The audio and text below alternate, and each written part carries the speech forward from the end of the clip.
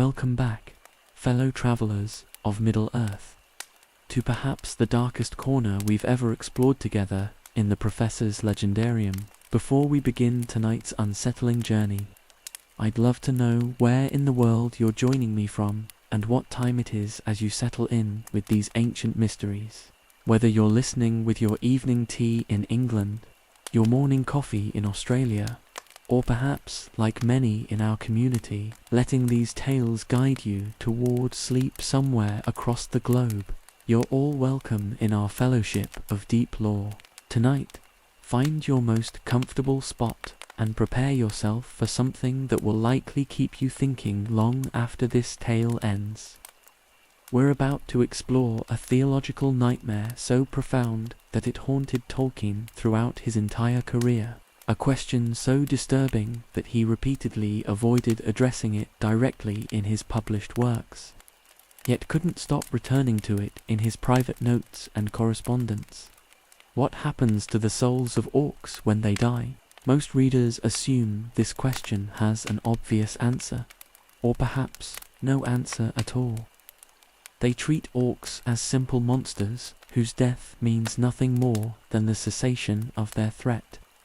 But Tolkien, as a devout Catholic and a scholar deeply concerned with questions of spiritual justice, found himself confronting a horror that challenged everything he believed about divine mercy. You see, the Professor had created a theological paradox that his own faith couldn't easily resolve.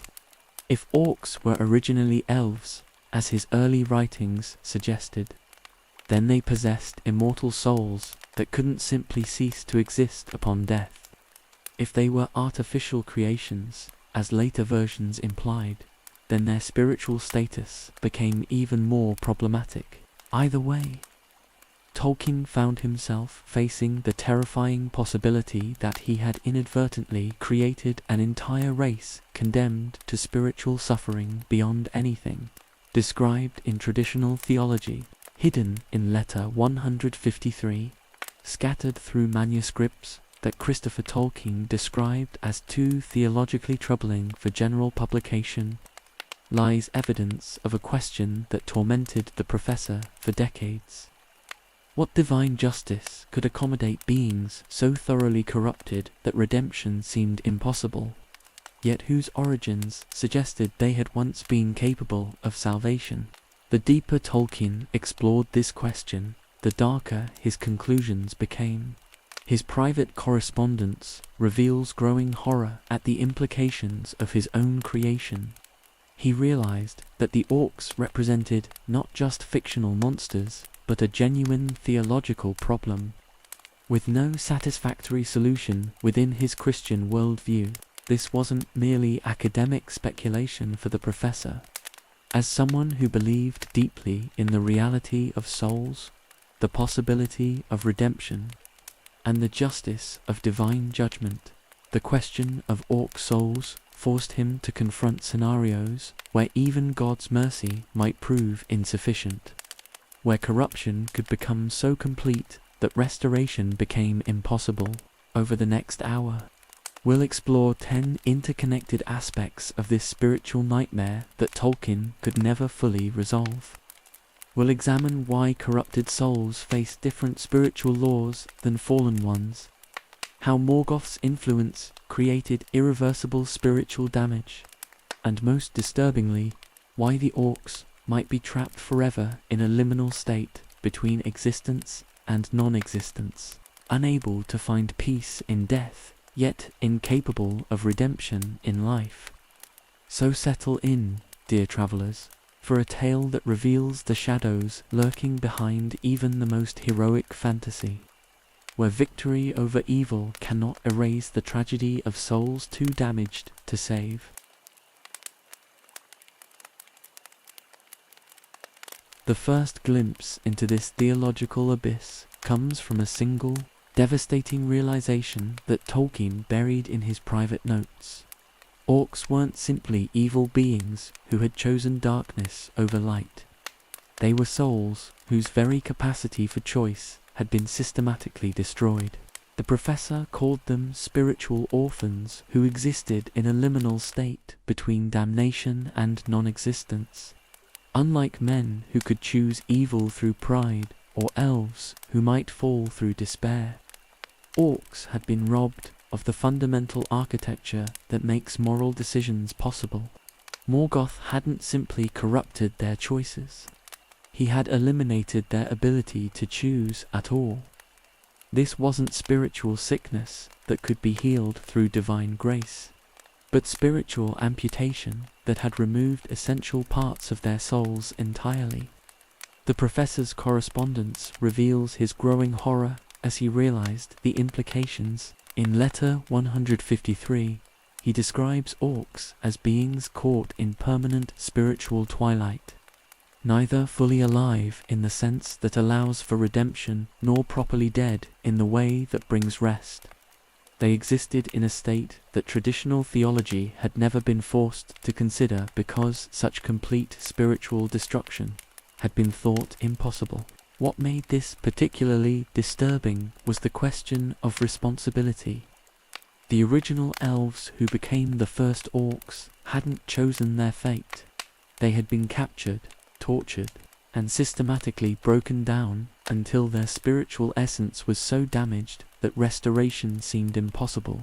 How could divine justice hold them accountable for what had been done to them rather than chosen by them? Tolkien found himself confronting scenarios where even omnipotent mercy faced practical limitations. Could God save souls whose capacity for receiving salvation had been destroyed? The traditional answer was that divine power could accomplish anything, but the professor realized this created new problems. If God simply overrode the orcs' damaged nature, would the result still be the same souls? Or would it represent destroying the originals and replacing them with new creations? The corruption patterns Tolkien documented showed systematic elimination of everything that connected souls to their divine source. Orcs couldn't experience love, couldn't comprehend mercy, couldn't feel genuine remorse, couldn't conceive of self-sacrifice. These weren't moral failings, but missing spiritual organs, like trying to see beauty with eyes that had been surgically removed.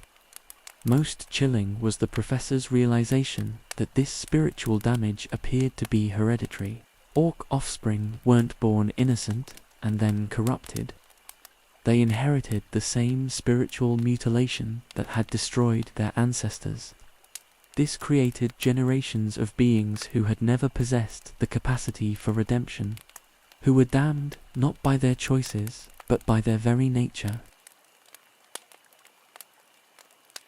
What set Morgoth apart from every other form of evil in Tolkien's universe wasn't simply his power, but his unique understanding of how to destroy rather than merely corrupt. The professor's notes reveal that the first Dark Lord had discovered something that even Sauron never fully grasped: how to damage souls so completely that the damage could never be undone. Traditional corruption, as Tolkien understood it, worked by twisting existing spiritual structures toward evil purposes. A proud soul might become tyrannical, a loving soul might become possessive, a wise soul might become manipulative, but the essential architecture remained intact, meaning redemption remained theoretically possible. Morgoth's approach was fundamentally different. He didn't twist spiritual structures, he shattered them entirely. The professor described this process in his private correspondence as spiritual vivisection, where Morgoth systematically dismantled the components of the soul that connected it to Iru. He didn't simply encourage orcs to choose evil, he eliminated their capacity to understand what good meant in the first place. This wasn't accidental brutality, but calculated spiritual engineering. Morgoth had participated in the music of creation itself, giving him unprecedented insight into how souls were structured. He used this knowledge not to create, but to uncreate, identifying the precise points where spiritual essence could be severed permanently. The torture chambers beneath Utumno weren't simply places of physical suffering. They were laboratories where Morgoth conducted experiments in spiritual destruction that had never been attempted before. Each captured elf became a test subject in techniques designed to damage souls beyond any possibility of repair. The professor realized that this explained why orcs were different from other corrupted beings throughout his legendarium of lore. The mouth of Sauron was evil by choice and could theoretically repent. The Nazgul were enslaved but retained enough spiritual essence to feel anguish about their condition. Orcs were something else entirely. They were the products of successful spiritual vivisection, beings whose souls had been so thoroughly dismantled that the usual categories of salvation and damnation no longer applied. What made this particularly horrifying was the permanence of Morgoth's work. Unlike other forms of spiritual damage that could heal over time or through divine intervention, the changes he made to orc souls appeared to be irreversible. He had found ways to break spiritual structures so completely that even omnipotent grace couldn't restore them without essentially creating new souls from scratch. The theological implications kept Tolkien awake at night. If Morgoth could damage souls beyond God's ability to repair them, what did that say about the nature of divine omnipotence? Had the first Dark Lord discovered limitations to God's power that even traditional theology hadn't contemplated? Or worse, had he created a form of spiritual suffering so complete that even God, in his perfect mercy, might choose not to intervene? Deep within Tolkien's theological framework lay a distinction that most readers never consider, one that made the orc soul problem even more intractable. The professor understood that there was a fundamental difference between beings who fell from grace and beings who were artificially created in a state of spiritual damage. This distinction became crucial when considering the orcs' ultimate fate. Traditional theology had well-established precedents for dealing with fallen beings. Angels could rebel and become demons. Humans could sin and face judgment. Even the Valar themselves could make mistakes and seek redemption. But what happened to beings who had never possessed the spiritual wholeness necessary for either genuine fall or genuine redemption? Tolkien's correspondence reveals his growing realization that orcs occupied a category that existing theological frameworks simply couldn't accommodate. They weren't fallen beings who had chosen evil. They were manufactured beings who had been created already broken. This created what the professor called the innocence paradox. If orcs had never possessed the spiritual capacity for moral choice, could they be held responsible for their actions? Traditional concepts of sin required the ability to understand right from wrong and choose accordingly. But orcs appeared to lack these fundamental prerequisites for moral agency. The professor found himself confronting scenarios that challenged basic assumptions about divine justice. How could God judge beings who had never been capable of choosing good? How could he condemn souls for failing to achieve redemption when the capacity for redemption had been eliminated before they were born? Yet the alternative was equally troubling. If orcs weren't morally responsible for their actions, then they were essentially sophisticated animals rather than genuine persons. This reduced Morgoth's greatest crime from the corruption of souls to simple animal abuse, diminishing the cosmic significance of his evil. Tolkien realized that either interpretation created theological problems. Treating orcs as morally responsible beings condemned innocence for inherited spiritual damage. Treating them as non-responsible creatures denied the reality of their suffering and Morgoth's true wickedness. The professor's notes described this as the creation trap, where Morgoth had succeeded in producing beings whose very existence created unsolvable moral dilemmas, by manufacturing souls that were neither properly innocent nor properly guilty. neither capable of salvation nor deserving of damnation. He had created a form of cosmic pollution that contaminated the entire moral order. This was perhaps Morgoth's most subtle victory. He had forced even divine wisdom to confront contradictions that had no resolution within the established order of creation. The Orcs represented not just personal tragedies, but cosmic wounds that couldn't heal because they challenged the fundamental categories through which moral reality was understood. What transformed this theological puzzle from academic speculation into personal torment was the professor's deep Catholic faith, which demanded that he reconcile his fictional creation with his genuine beliefs about divine mercy and justice. Tolkien wasn't simply crafting an interesting mythology. He was confronting the possibility that his imagination had led him into direct conflict with his understanding of God's nature. The professor's private letters reveal a man wrestling with profound spiritual anxiety about what he had created. As someone who believed that all fiction reflected deeper truths about reality, he couldn't dismiss the Orc soul problem as merely imaginary. If his subcreative work had value, then the theological implications had to be taken seriously. Catholic doctrine taught that God's mercy was infinite and that no soul was beyond redemption until the moment of final judgment. But the Orcs seemed to represent beings who were beyond redemption not through their own choices, but through circumstances entirely outside their control.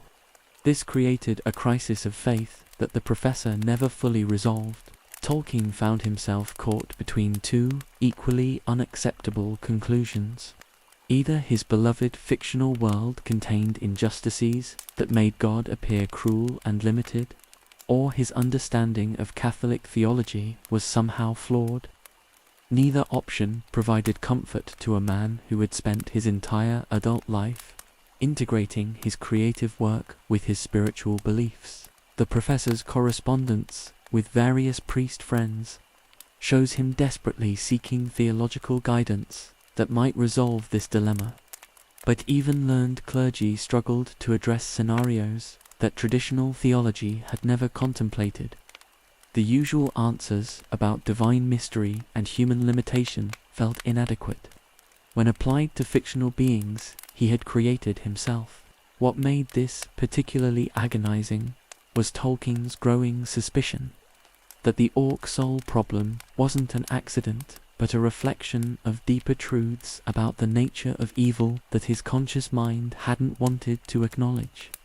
Perhaps his subcreative imagination had stumbled upon realities about spiritual corruption that were too terrible for comfortable theology to address. The professor began questioning whether his fictional world was revealing uncomfortable truths about divine justice that conventional faith preferred to ignore. If souls could be damaged beyond repair, if mercy had practical limitations, if redemption wasn't always possible, what did that mean about the nature of God himself? These doubts affected his writing process in profound ways. The professor found himself increasingly reluctant to explore Orc psychology in detail, afraid of what he might discover. His descriptions of Orc society became more superficial over time, as if he was deliberately avoiding the deeper implications of what he had created. The Catholic requirement to believe in both divine justice and divine mercy created an impossible tension when applied to beings who seemed to exist outside both categories. Tolkien never found a satisfactory resolution to this dilemma, and the unresolved tension haunted him for the rest of his creative life. The professor's most chilling realization came when he began mapping out exactly what happened to Orc souls at the moment of death, only to discover that they didn't follow the spiritual laws that governed every other race in Middle-earth.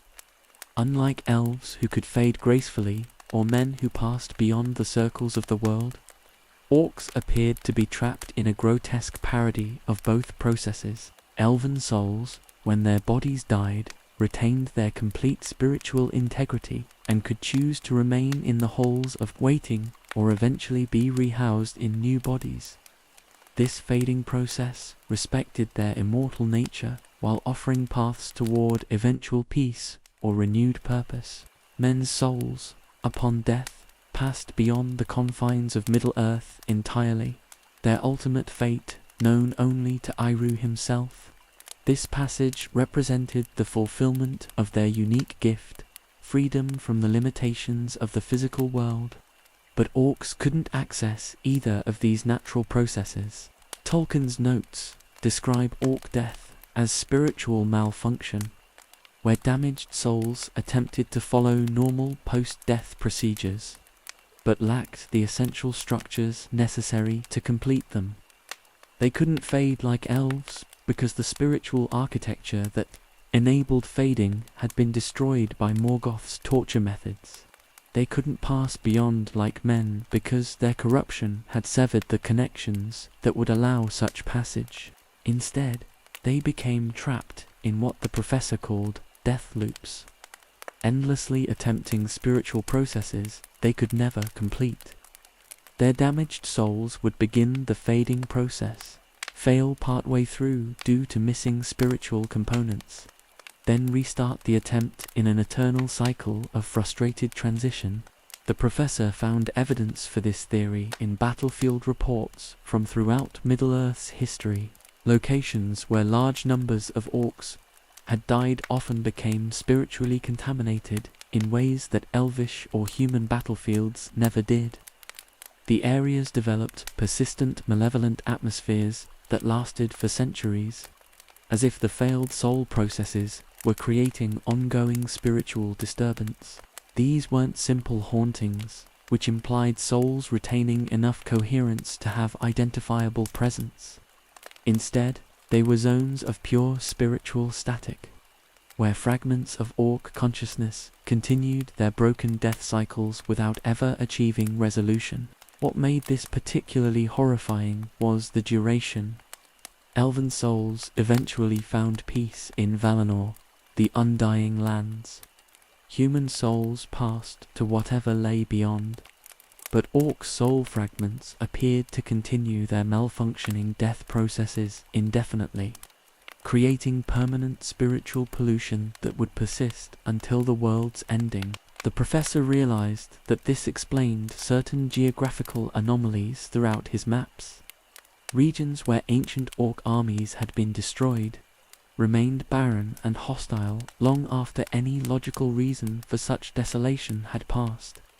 The very land bore scars from thousands of souls trapped in eternal, unsuccessful attempts to die properly. Perhaps the most claustrophobic aspect of the orc soul nightmare was the professor's growing realization that these damaged spirits were permanently imprisoned within the boundaries of Middle-earth itself, unable to escape even through death. While other races could find release through various spiritual exits, orcs remained forever confined within what Tolkien called the circles of the world. The professor's cosmology established clear spiritual pathways for different races to transcend physical existence. The straight road allowed certain souls to sail beyond the curve of the world to Valinor, the undying lands. The passages beyond the circles offered humans their unique destiny outside creation's normal boundaries. Even the paths of the dead provided a form of spiritual release for troubled souls who had unfinished business. But orcs had been systematically cut off from all these escape routes through Morgoth's deliberate spiritual sabotage. Their souls lacked the navigation systems necessary to find any of the established exits from physical existence. This created what the professor described as spiritual overcrowding within Middle-earth's metaphysical space.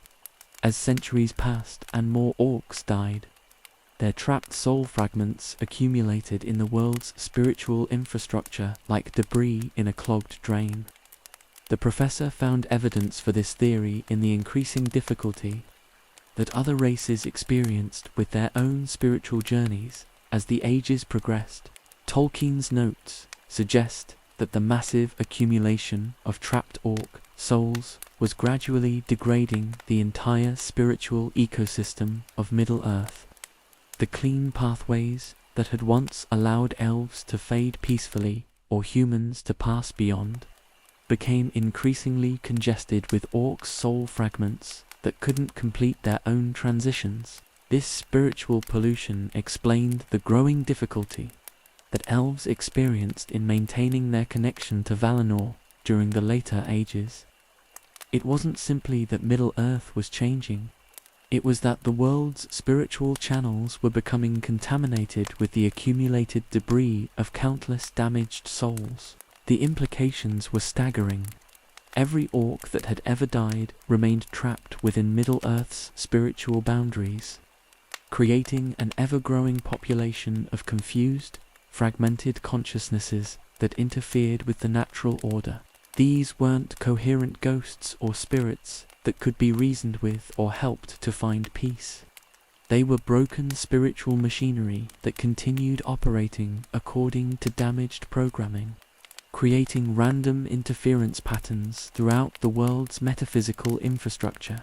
The professor realized that this contamination was permanent and cumulative.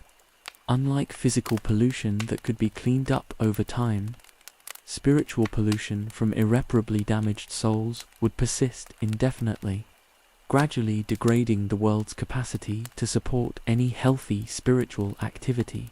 This meant that Morgoth's victory was far more complete than anyone had realized. Even his defeat and banishment couldn't undo the permanent damage his orc creation project had inflicted on Middle-earth's spiritual environment. What made the orc soul crisis even more complex was Tolkien's discovery that not all orcs suffered identical spiritual damage. The professor's detailed notes reveal a disturbing hierarchy of corruption, where different types of orcs retained varying degrees of their original spiritual essence, creating multiple categories of damnation that each required different theological responses. The earliest orcs, those created directly from captured elves during the Elder Days, retained the most spiritual architecture despite their corruption. These ancient specimens possessed what the professor called soul echoes, fragments of their original elven consciousness that occasionally surfaced through the layers of imposed malice. Tolkien found evidence for this in scattered references throughout his histories. Moments where individual orcs displayed behaviors that suggested buried memories of beauty, honor, or love, but successive generations showed progressively more complete spiritual degradation.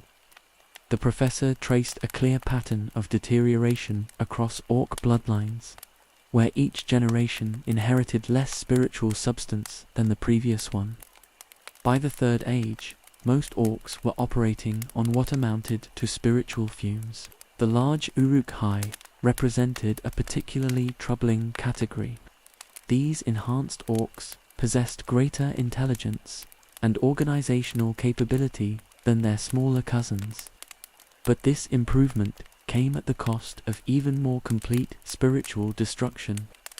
They were more effective as soldiers precisely because they retained no vestige of conscience or moral uncertainty. Tolkien's notes describe them as perfected corruption, beings whose spiritual mutilation had been so thoroughly completed that they achieved a kind of terrible efficiency in evil.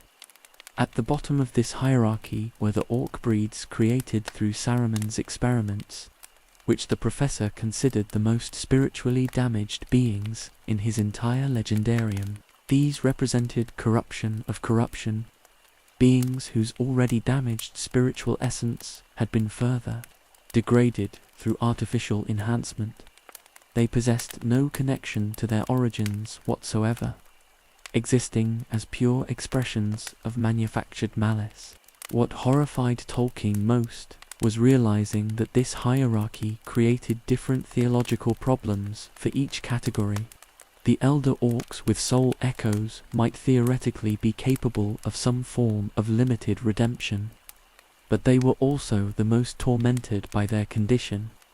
The younger orcs suffered less psychological anguish, but were also further beyond any possibility of salvation.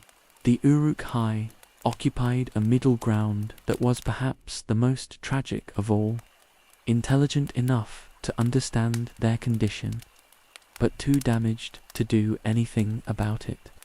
This meant that there was no single answer to the orc soul problem.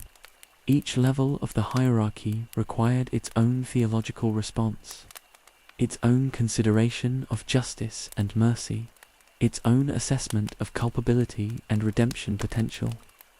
The professor had inadvertently created not one impossible theological problem, but an entire taxonomy of spiritual nightmares.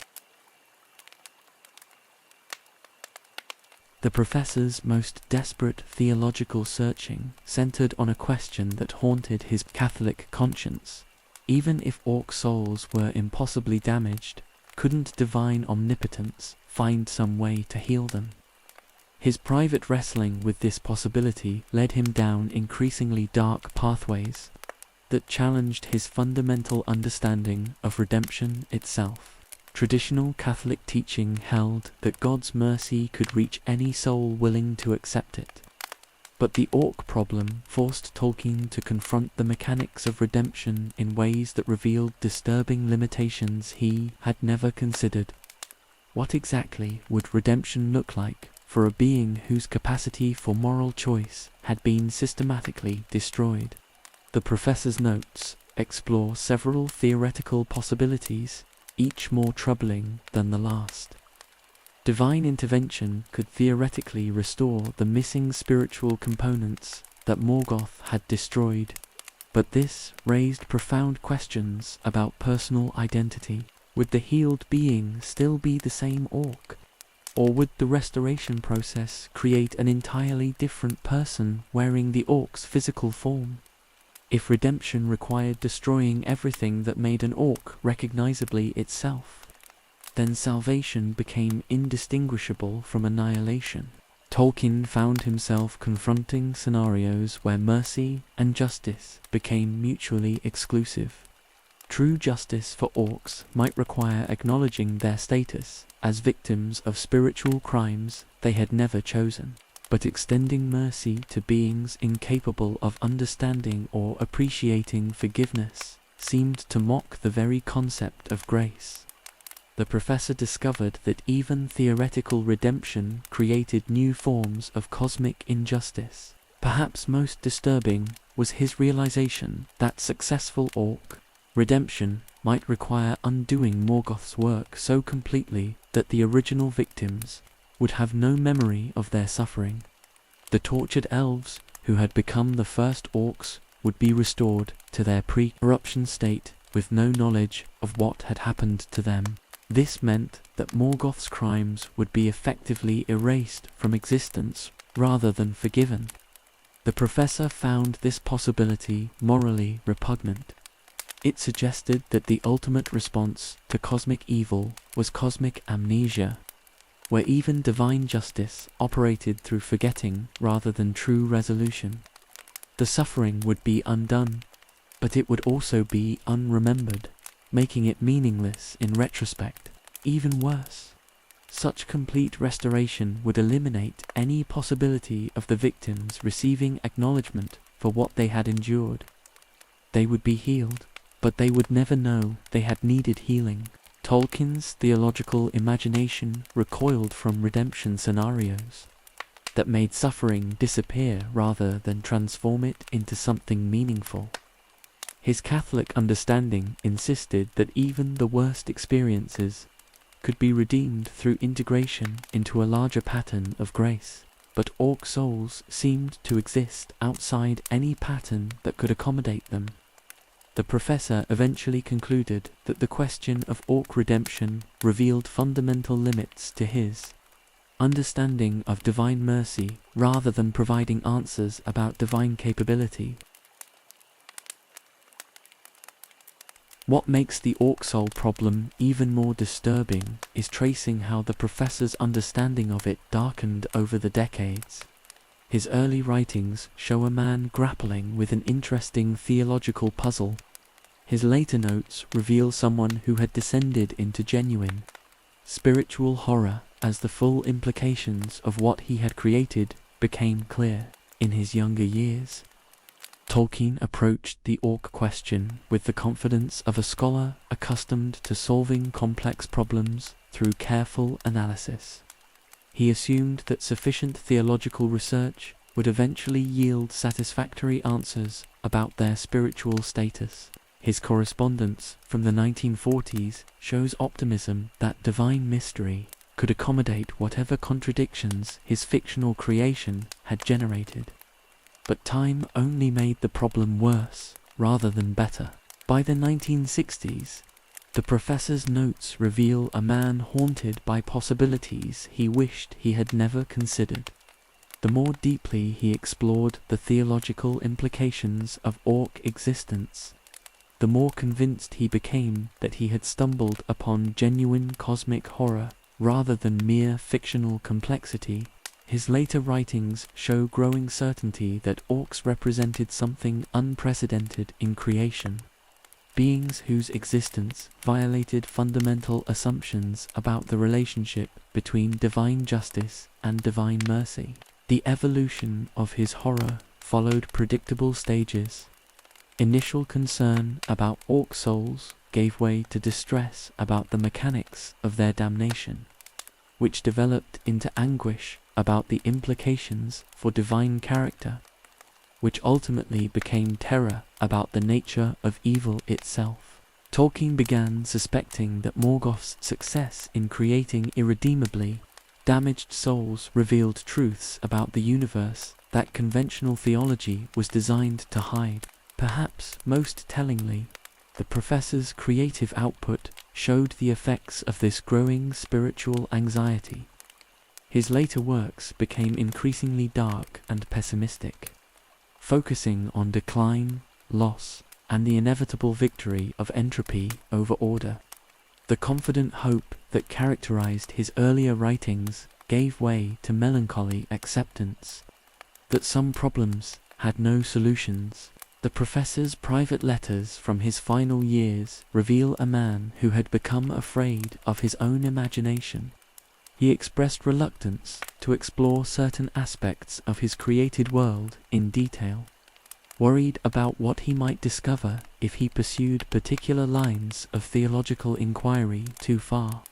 The Orc soul problem had taught him that creative exploration could lead to territories where even faith provided no guidance. Most disturbing was his growing suspicion that the Orc question wasn't unique to his fictional world, but reflected deeper realities about spiritual corruption that existed in the actual universe. He began wondering whether his subcreative imagination had detected truths about the nature of evil that ordinary consciousness preferred to ignore. This possibility transformed his theological puzzle into existential crisis, forcing him to question whether his comfortable Christian worldview was comprehensive enough to accommodate the full reality of what evil could accomplish.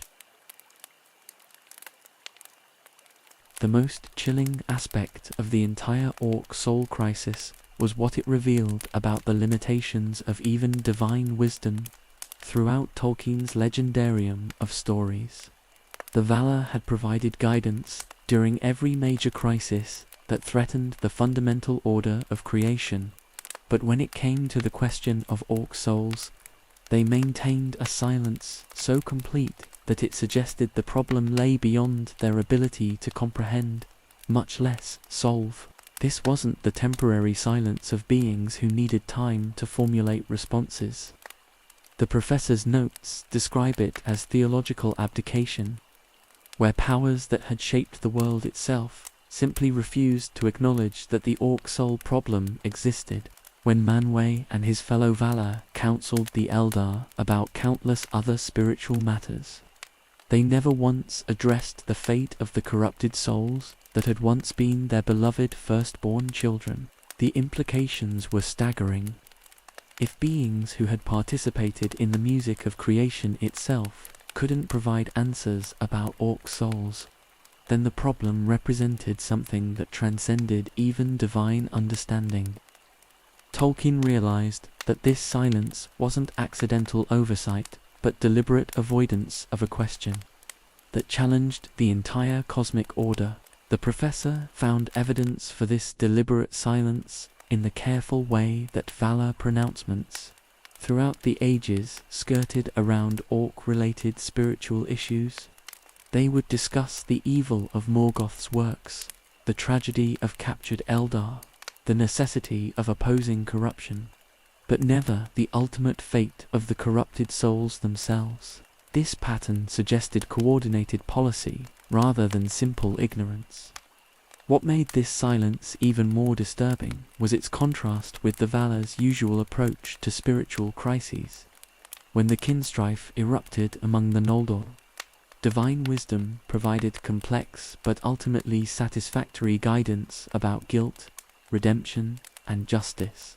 When men began seeking immortality through forbidden means, divine authority established clear boundaries about mortality and divine purpose. But the orc soul problem received no such attention, as if it existed in a blind spot that even omniscient beings couldn't perceive. The professor's correspondence reveals his growing suspicion that this silence represented something far worse than divine limitation. Perhaps the Valar could see solutions to the orc soul problem, but those solutions were so terrible that divine mercy refused to implement them. What if the only way to resolve the theological contradictions was through methods that would damage the fundamental nature of reality itself? Tolkien began to suspect that the Valar's silence protected creation from knowledge that would make existence unbearable. Some truths might be too dangerous for any conscious being to possess, even divine ones. The orc soul problem might represent one of those cosmic secrets that had to remain hidden to preserve the sanity of creation itself. This possibility transformed the entire question from theological puzzle to cosmic horror. If even the Valar couldn't address the orc soul crisis without risking universal catastrophe, then Morgoth's victory was more complete than anyone had imagined. He had created a problem that was literally unsolvable without destroying the very foundations of reality. And so we reached the end of our journey into the darkest theological corner of Middle-earth, where even the professor's Catholic faith couldn't illuminate the shadows he had inadvertently created. What emerges from this exploration isn't simply a tale of fictional complexity, but something far more disturbing, evidence that Tolkien had stumbled upon forms of spiritual horror that his own worldview couldn't accommodate. The 10 aspects we've explored tonight interconnect in ways that create a web of cosmic nightmare, so complete that no single solution could address them all. The corruption of souls beyond redemption, Morgoth's irreversible spiritual damage, the distinction between fallen and manufactured beings, the professor's Catholic dilemma, the broken mechanics of orc death, their eternal imprisonment within the world's boundaries, the hierarchy of damnation, the impossibility of meaningful redemption, Tolkien's evolving horror, and finally, the silence of divine powers themselves. Each element reinforces all the others, creating a theological problem so intractable that even divine omnipotence seemed powerless to resolve it. Perhaps this is why the professor could never bring himself to address the orc soul question directly in his published works. He had discovered that his subcreative imagination was capable of generating genuine cosmic horror, scenarios where even infinite mercy faced practical limitations that made divine justice appear cruel or divine love seem inadequate. The orcs represent something unprecedented in fantasy literature, beings whose very existence challenges the fundamental assumptions about good, evil, and redemption that make heroic narratives possible. They are victims who cannot be saved, criminals who cannot be held responsible, souls that exist in a liminal space between salvation and damnation where neither applies. In creating them, Tolkien had achieved something he never intended, a form of fictional evil so complete that it contaminated even the theological frameworks designed to contain it. As you drift toward sleep tonight, fellow travelers, perhaps you'll find some comfort in knowing that even the darkest questions serve the greater purpose of deepening our appreciation for light. The professor's wrestling with unsolvable problems reminds us that mystery isn't always meant to be solved, that some shadows make the surrounding brightness more precious. The Orcs may be trapped forever in their spiritual twilight, but their tragedy illuminates the gift of souls capable of choosing, loving, and finding peace. Sleep well, and may your dreams carry you far from the circles of unending sorrow.